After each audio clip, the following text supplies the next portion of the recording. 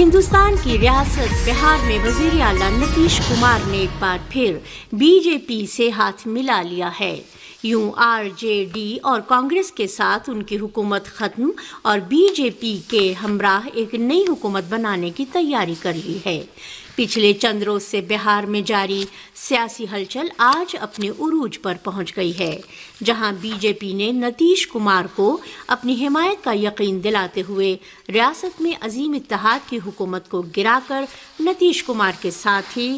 N D A کی حکومت دوبارہ بنانے کا منصوبہ تقریباً پورا کر لیا ہے۔ بہار کے سیاسی منظرنامے کے تحت بی جے پی، آر جے ڈی اور جے ڈی یو کے رہنماؤں کی مسلسل میٹنگیں جاری ہیں اور بھارتیہ جنتا پارٹی نے صاف کہہ دیا ہے کہ وہ نتیش کمار کی حمایت کرے گی۔ نتیش کمار نے آر جے ڈی کے سربراہ لالو پرساد یادو کے ٹیلی فون کا بھی جواب نہیں دیا اور کانگریس کے صدر بھی ان سے بات چیت کرنے میں ناکام رہے ہیں۔ جنوبی افریقہ کی حکومت نے کہ جس نے عالمی عدالت میں صہیونی حکومت کے خلاف شکایت درج کرائی تھی، عالمی عدالت انصاف کے فیصلے پر رد عمل کا اظہار کرتے ہوئے اعلان کیا ہے کہ غاصب صہیونی حکومت کے خلاف یہ فیصلہ فلسطینیوں کے لیے انصاف کے حصول میں ایک اہم سنگ میل اور قانون کی بالادستی کی بھرپور کامیابی ہے۔ کہ عالمی عدالت انصاف نے اپنے کل کے فیصلے میں کہا ہے کہ اسرائیل کے ہاتھوں فلسطینیوں کی نسل کشی کے کافی ثبوت ہیں اور اس کیس میں اسرائیل کے خلاف مقدمہ چلے گا۔ عالمی عدالت انصاف نے مقدمہ نہ چلانے کی اسرائیل کی اپیل کو بھی خارج کر دیا ہے۔ اس بارے میں جنوبی افریقہ کے صدر سیریل راموفوسا نے آج کہا ہے کہ جنوبی افریقہ اس بات پر یقین رکھتا ہے کہ ہیگ کی بین الاقوامی عدالت انصاف کا فیصلہ آ جانے کے بعد غزہ میں جنگ بندی کے لیے مشترکہ اور متحدہ کوششیں بروئے کار لائی جائیں گی۔ پاکستان کے اعلیٰ حکام نے بھی ہیگ بین الاقوامی عدالت انصاف کے فیصلے کا خیر مقدم کرتے ہوئے فلسطینی حقوق کے استحکام اور صہیونی حکومت کو جواب دینے اور غزہ کے سلسلے میں ہیگ کی بین الاقوامی عدالت انصاف کے فیصلے پر مکمل طور پر عمل کیے جانے کی ضرورت پر زور دیا۔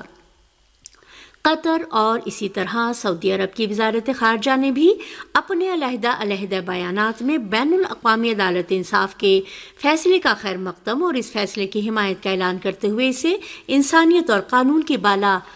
دستی روکنے کے بارے میں بین الاقوامی عدالت انصاف کے فیصلے کے بعد اعلان کیا ہے کہ اقوام متحدہ کے سیکریٹری جنرل انتونیو گوتریش سلامتی کونسل کو بین الاقوامی عدالت انصاف کا آئین اور ہدایات فوری طور پر بھیج دیں گے۔ واضح رہے کہ عالمی عدالت انصاف نے اپنے کل کے فیصلے میں کہا ہے کہ اسرائیل کے ہاتھوں فلسطینیوں کی نسل کشی کے کافی ثبوت موجود ہیں اور اس کیس میں اسرائیل کے خلاف مقدمہ چلے گا۔ عالمی عدالت انصاف نے مقدمہ نہ چلانے کی اسرائیل کی اپیل کو بھی خارج کر دیا ہے۔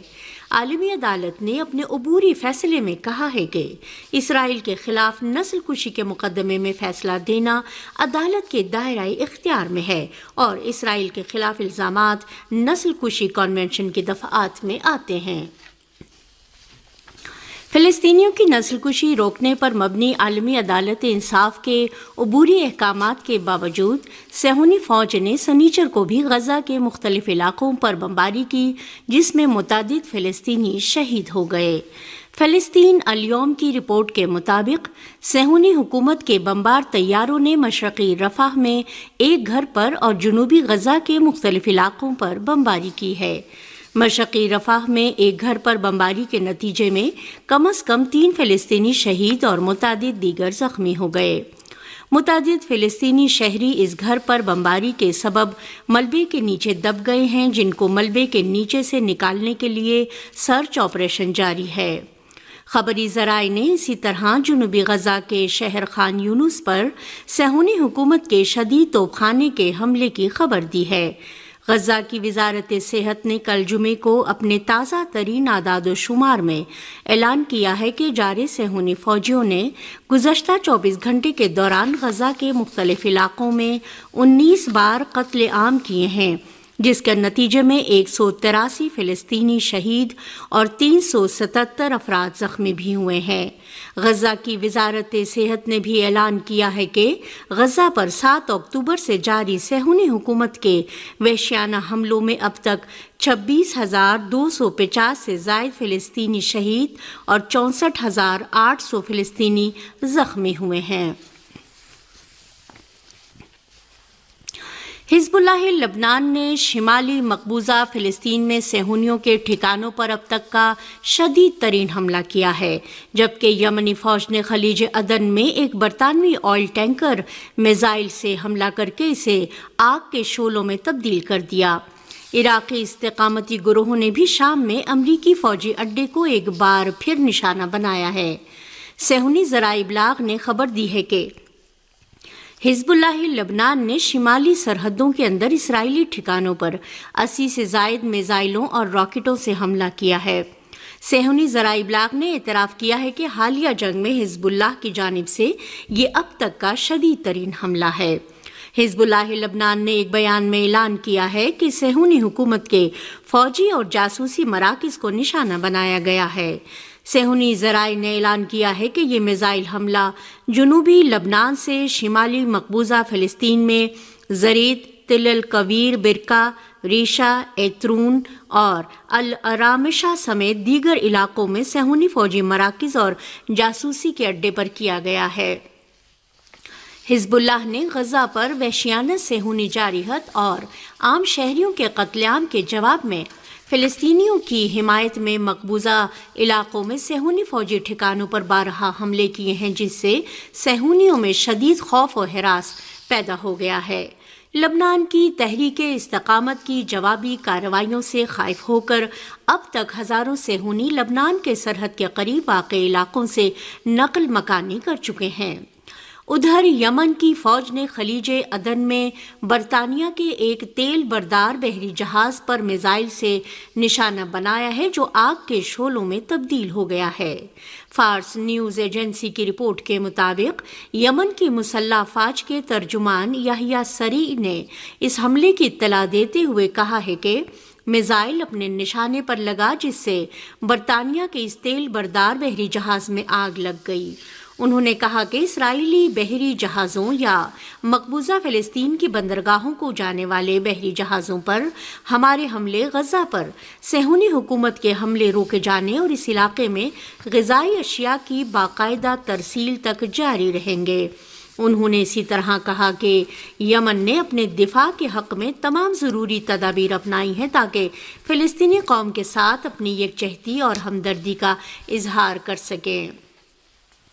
یونائیٹڈ کنگڈم میری ٹائم ٹریڈ آپریشنز نے ہفتے کی صبح اپنے ایک بیان میں کہا ہے کہ برطانیہ کے جس آئل ٹینکر پر خلیج عدن میں حملہ ہوا تھا وہ ابھی تک آگ کے شعلوں میں جل رہا ہے۔ دوسری جانب عراق کی استقامتی تحریک نے شام میں امریکہ کے فوجی اڈوں پر ڈرون حملے کی خبر دی ہے۔ ارنا کی رپورٹ کے مطابق عراق کی اسلامی تحریک استقامت نے ایک بیان میں اعلان کیا ہے کہ غزہ کے عوام کے خلاف صہیونی حکومت کے جرائم کے جواب میں شام میں کونیکو گیس فیلڈ اور شمال مشرقی شام میں الخزرہ کے قریب امریکی فوجی اڈوں پر ڈرون سے حملہ کیا ہے۔